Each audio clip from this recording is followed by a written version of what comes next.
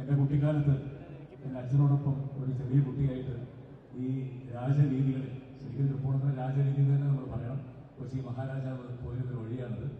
ആ ഓർമ്മപ്പെടുത്തലാണ് ഇന്നും ഈ അത്താഘോഷം നടക്കുന്നത്. ഒരു കൊച്ചുകുട്ടിയായി ഈ ആൾക്കൂട്ടത്തിൽ തിരക്കിനിടയിൽ വന്ന് നിൽക്കാനുള്ളൊരു അന്ന് ഞാൻ എൻ്റെ സ്വപ്നത്തിൽ പോലും വിചാരിച്ചിട്ടില്ല ഈ വേദിയിൽ ഒരു വിശിഷ്ട വ്യക്തിയായിട്ട് വന്നിരിക്കാൻ വേണ്ടിയാണ്. അതെനിക്ക് പരമാക്കി തന്ന നഗരസഭയോടും ചെയർപേഴ്സണോടും മറ്റെല്ലാവരോടും കേരള സർക്കാരിനോടുമെല്ലാം എൻ്റെ നന്ദിയും കടപ്പാട് രേഖപ്പെടുത്തുന്നു. ഇന്ന് അത്താഘോഷം ഈ തൃശ്ശൂർ പൂരം കേരളീയർക്ക് മാത്രമുള്ളതല്ല, അത് ലോകം മുഴുവൻ ആഘോഷിക്കുന്ന ഒരു ചടങ്ങെന്ന് പറയുന്ന പോലെ തന്നെ തൃപ്പൂണിത്തുറ അത്താഘോഷം ഇവിടെ മാത്രം ഒതുങ്ങി നിൽക്കുന്നില്ല. ഇന്ന് ലോകം മുഴുവൻ ഇങ്ങോട്ട് നോക്കിക്കാണുകയാണ്.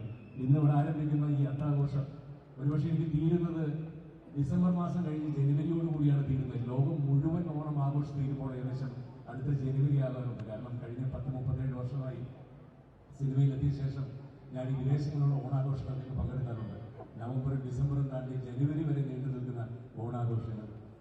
പിന്നെ ഈ ഇന്നത്തെ ഈ ഓണാഘോഷം ശരിക്കും കേരളം ലോകത്തിനൊരു മാതൃകയാക്കി കാണിക്കുന്നത് ജാതിയില്ല, മതമില്ല, എല്ലാവരും ഒത്തൊരുമിച്ച് സ്നേഹത്തോടുകൂടി ആഘോഷിക്കുന്നത് ലോകത്തിന് തന്നെ ഒരു മാതൃകയാകട്ടെ.